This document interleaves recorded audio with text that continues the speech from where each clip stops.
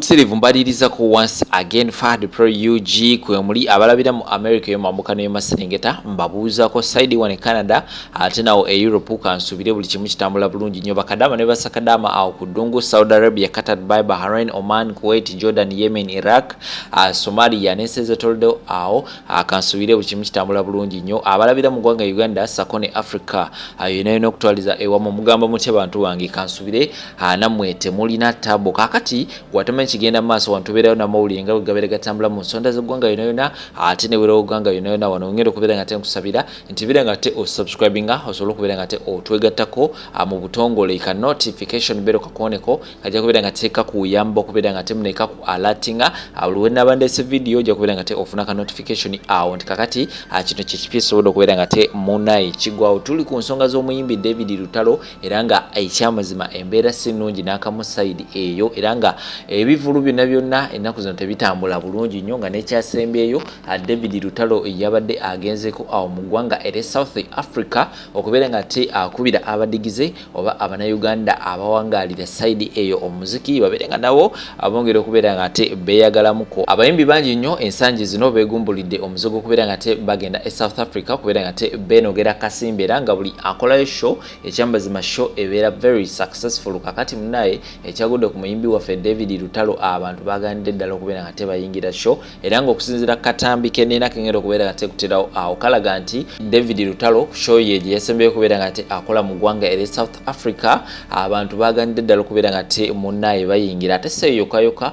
ne wano mu ggwanga Uganda agezako okubeera nga te munnaye ateeka ebivulu yonna naye nga abantu tebakyayingirira ddala bivulu bye olw'ensonga obuzibu bwavira ddala wali ku kubeera nga omukulu oyo yavaayo n'abeera nga ate abako statements zafulumya ku His Excellency Robert Kyagulanyi Ssentamu era nga abantu abasinga bapointinga yavudde n'abeera nga ate alaajanira Lily Puzzle era nga Lily Puzzle ayina byasobola okubeera nga ate ayogera era nga munnaye mu bigambo bye alaga nti ye lwaki mbyogera tulakalira ogera kubeera nga ate omanya biki ebiriyo saawa eno video ngenda kusobera nga ate oginterako ekigalo likinga ate tubeere nga ate tutambulira wamu fenna komaona muwulire amalala mangi nnyo ate muvaawo.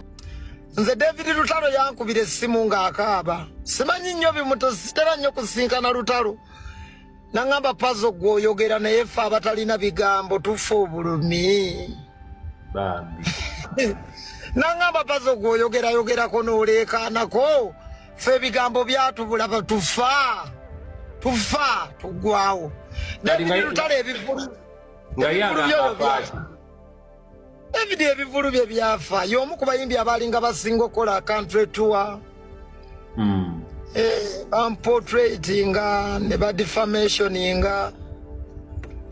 afiirwa bw'atyo bantu bangi bazze bafiirwa mu ngeri eyo naye abantu batuyambe nnyo batusaasire batuweeyo omukisa kweno chance ejjudde amayengo g'ebyobufuzi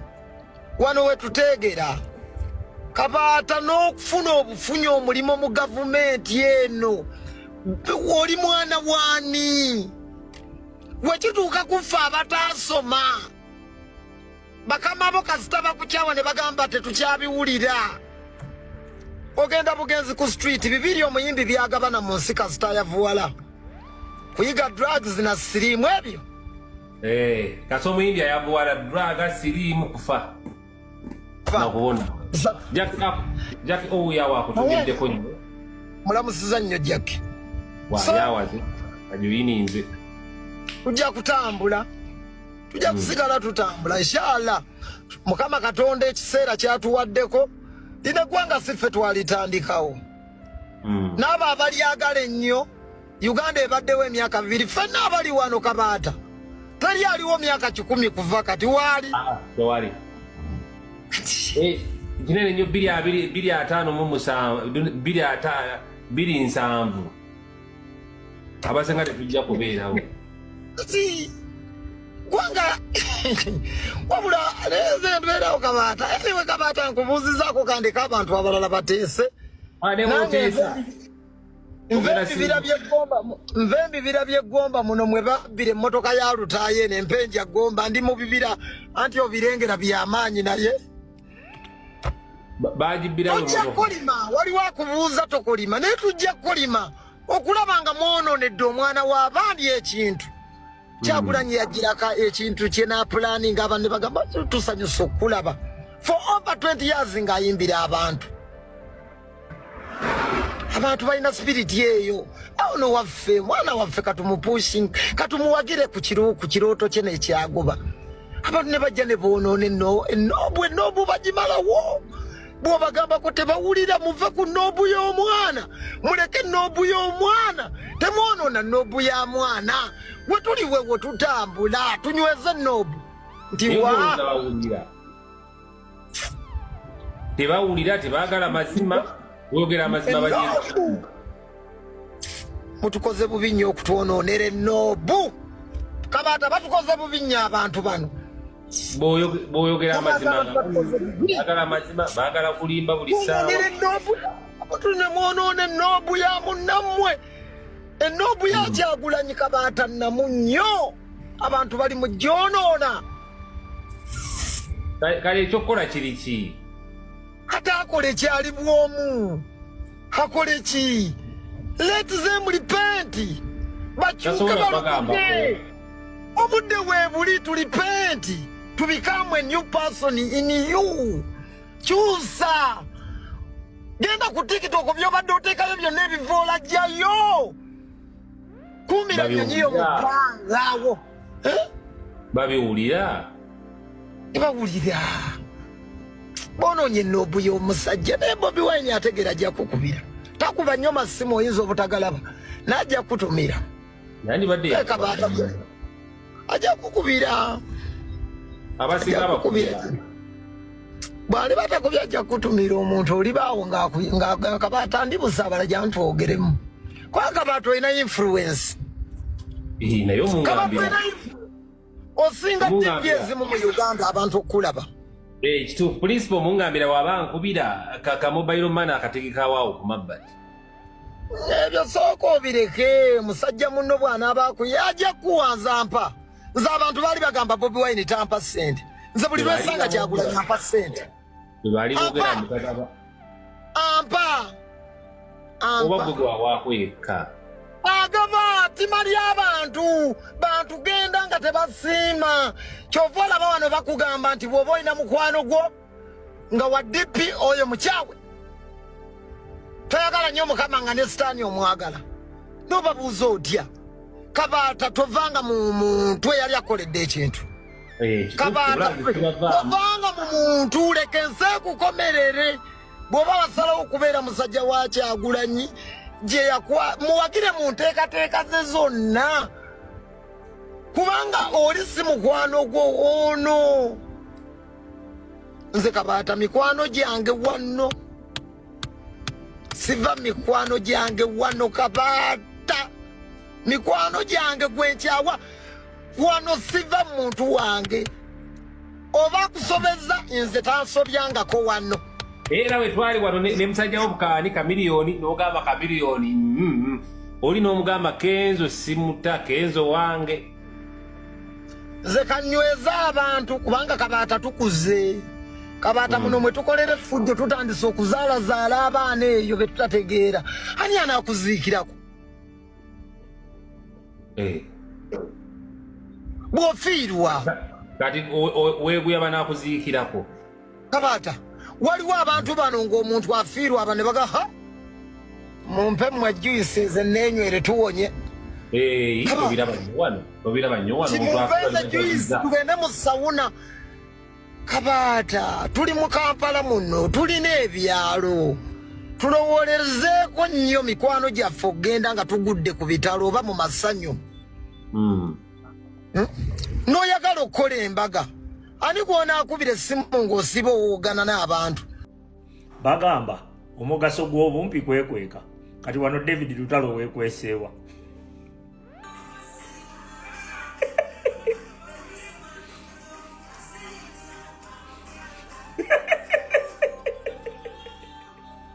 awo weekweseewa David Lutalo twabagamba bw'omala okumanyiira bannayuganda n'osaidinga n'omuntu anyigiriza bannayuganda lyazo oyo Museveni eza bannayuganda zeesonyiwa South Africa omuwulira ebifulu akakola ebyo ekyasooka wafuna abantu 7 kino ekyazzeeko wafunye abantu 21 batya leka nkubuulireko David Lutalo yagenda olaba takyafuna bookings okuva lwe yamanyiira struggle y'Abannayuganda kati n'agamba nkoze ntya okufuna bookings kwe kukubira omukyalo ono bamuyita Suzana n'amugamba tegeka ebifo nze nja kujja owulira tusolooze ekinaavaamu tugabane nga naye ye kyabala nti bw'afuna abantu n'amala ofuna abantu ajja kukola ki ajja kukwata statement eyo alage nti akyalina obuwagizi batandike okuddamu omuwa bookings mu diaspora naye nga jjukira abantu abasinga abaava mu Uganda ekyabajja mu Uganda si mirembe eyabamalako emirembe egyo egyabagoba mu nsi yaabwe ye Museveni gwe waliira ki gwowagira ye yabagoba mu nsi zaabwe kati tosuubira nti ojja kujja n'eno mbubakwanirize na mirembe okujjako obutono obwo Museveni bw'aba yasindika nga bombega nkubuulira Lutalo ndowooza South Africa ogiwulira obadde omanyi weekwesi nga tonna positinga ku biva mu bivulu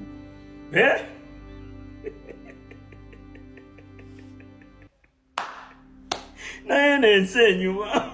n'ensi ewuuma temanyi na nkoko nkubuulira teriiyo muyimbi agenda kumanyira Bannayuganda addemu kukola ssente ng'azijja mu Bannayuganda si basiru Bannayuganda baabuuka bino ebintu bye twogera tetwogerera bwereere nkubuulira era saawa zino omuyimbi ali ku hot cake King Saha oyo ye ne wanaasalawo ng'akuba diaspora yokka omanye Uganda mwamanyiira mu obuyimbi bwa Museveni mwamanyiira okukola ki okusombasomba abantu ne mubajjuzajjuzaawo okwo naye diaspora ekalubamu mpozi Lutalo kankuwe ku magezi osigazza akavulo kawa Cape Town kati ky'oba okola sasula y'abafeetu kubanga booti bwe wakoze nene Pretoria naye era byagaanyi sasula y'abafeetu abasawuzi obagabe drink zabwerere babakusomberaawo bajjenga kyamuse ate omufeetu tanywa bbiya nga tebakuba muziki gwe tojja kumuyimbira tajja biwuliriza ebyo tabyagala tomuwulira mujjangu nkugulira ebbiya nga omutereko bbiya atuule butuuzaawo tajja bisobola ebyo omusawusa era naye aba akoze eki nkubuulira kati waliwo munnaffe eyagamba mbu ye tava ku Kenzo n'agamba mbu ye Kamiliyoni amwagala nnyo kojjaawe naye munnanga ajja wano oyo ate ebibye bigenda kuba biralamuuko bajja mwaniriza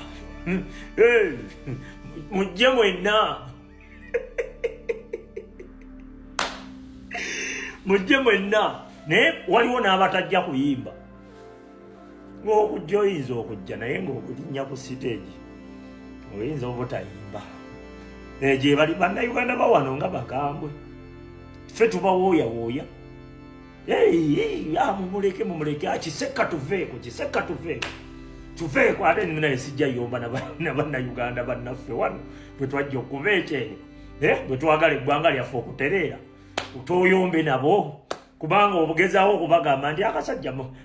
mumale gakaleka kiseka tuveeko ate nga batuufu osegedde tomanyiira Bannayuganda ne bakuleka omuyimbi agenda okujjuza wano wabooge bamuyita King Saha oyo ne bwe tutalanga ne bwe tutaddamu kubyogera oyo yesuwa naye omuyimbi eyawagira ku Museveni omuyimbi akola statement eziyamba Museveni gwoli eri musimanyi gwogenda ne mu State House olowooza tusirize tebiggwa bityo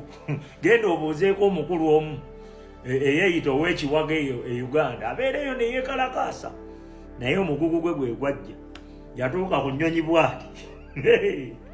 ng'omigugu amaze ogiteekayo omugugu gwe gwatuuka